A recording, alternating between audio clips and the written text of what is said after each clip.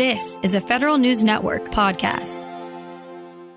The Veterans Affairs Department recently announced that 3/4 of the way through this fiscal year, it has granted benefits to 1.1 million veterans and their survivors, an all-time record. However, there is always room for improvement, especially when you're talking about providing for our nation's veterans. The Government Accountability Office recently checked back in on how VA is training its claims processors. To learn more about what they found, we welcome Elizabeth Curda, Director of GAO's Education, Workforce, and Income Security Team. Ms. Curda, thank you for joining us. Thanks for having me. All right. So this audit kind of started a few years ago. Why don't you just give us the lay of the land of what this originally was looking at? Well, originally, we had observed at GAO, a lot of our audit work had found problems with the quality in the claims processing system, and that the root cause of some of these issues and a lot of our recommendations had to do with training. And so in talking to the Hill about this, a comprehensive look at the system for providing training at VBA would be a good way to get at a lot of these issues more systematically than sort of these one-off cases of looking at this issue or that issue. And so this was a wide-ranging look at how VBA provides training to its claims processors. And, we looked at it through a lens of leading practices. And just give me a brief synopsis on what those issues were. I won't make you run down the gamut because it's a complicated system, I'm sure, with a few flaws. But what were some of the general problems that you all were hearing about and seeing? Well, it wasn't just a GAO, but also the IG. And I couldn't give you each exact example, but it was things like errors in the decisions, not taking into account evidence, problems with medical exams that are used to make decisions about whether an illness or injury is service-connected. Things like that. All right. And so how did that coincide with issues that you all were seeing with training? I guess what flaws in the training system were causing those issues? Well, as I said, we looked at this very comprehensively, bumped up what VBA was doing against leading practices. And these are things like, how do they design the training? How do they plan the training? And how well do they implement it? And then how well do they evaluate it? So kind of, you think about it like a cycle. We're onboarding thousands of new claims processors. And how do we plan for that? How do we make sure the content is what this population needs and it will be delivered well? Prioritize across all the different training needs of this organization. We looked at design. We looked at how do they deliver the training? Is it in person? Is it virtual? Is it recordings? Is it printed material? Is it the right mode of?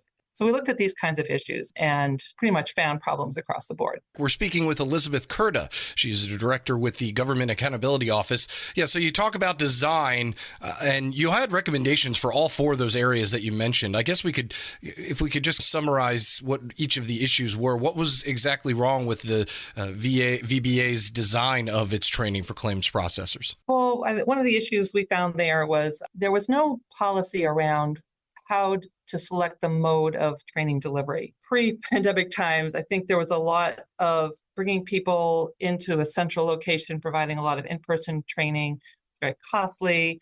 So even before the pandemic, but certainly in the pandemic, everybody had to kind of rethink how they did things, lots more virtual trainings. And as frequent policy changes come out, you can't provide in-person training for everything. So more written materials, PowerPoint slide decks, things like that. But they didn't think through what was the best mode for a particular type of training. And so we had recommended they develop a policy for determining what is the right kind of mode for any given type of training and have, something that they could follow consistently, which they did implement. And they now have a criteria for deciding on the mode of delivery. It's hard enough just to remember to turn your mute button off. I can't imagine having to train somebody through the claims processing at Veterans Affairs via virtual platform. All right, so in implementation of the training program, it seems as if that may have been the area where they made the most improvement since the last time you all checked. What is the status there? Well, there we found two key issues. One was that people who were providing the instruction did not all have training in how to provide instruction. So people were just doing it as kind of a side thing along with their regular workload and weren't necessarily trained to be instructors. And so we pointed that out, and VBO has addressed that by establishing minimum requirements for people who provide training in terms of what their level of skill is and their preparation for that. The other big thing was we found that claims processors weren't completing all of their required training. VBA was tracking some of the training, the headquarters required component, but there was a regional office set of training that they were supposed to take, and no one was tracking if they were taking that. You did address that. And what seems to be a backdrop of all of this is a little bit of lack of planning on training efforts. You said that some people were just kind of doing it as almost a side project. Has VBA gotten its act together and actually set down some set times to actually do this training and make sure that folks have it on their agendas? They do a pretty good job of making sure everybody knows what training they're supposed to take every year. They're required to take a minimum amount of training every year. In terms of the planning, we did find some other issues where they had several components involved in the design and the deployment of training, but they weren't coordinating well. And it wasn't clear who had authority to make decisions about policy for training and the kinds of things we're talking about, like having minimum requirements.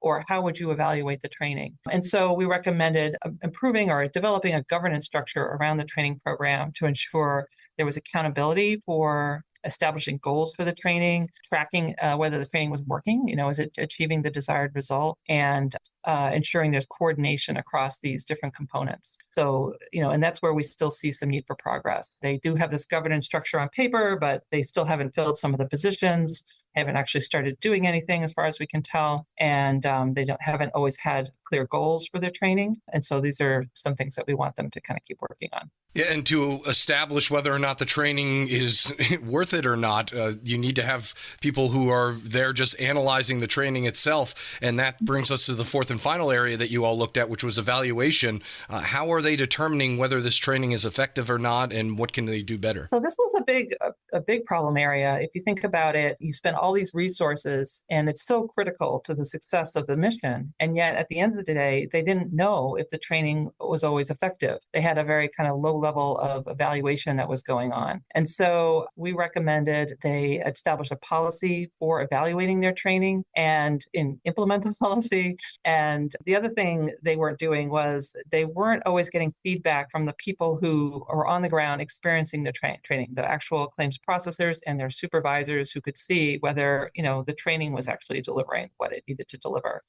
And so we recommended they make greater efforts to get feedback from that population on whether the training was really good, any good or not. And I mean, we heard one example where a claims processor said, every year they would provide feedback on the training on a form that there were inaccuracies in the training, and they'd be required to take the same training the next year, and the inaccuracy would still be there. And so are they taking that feedback and feeding it back into the training to improve it? So that's what we're looking for.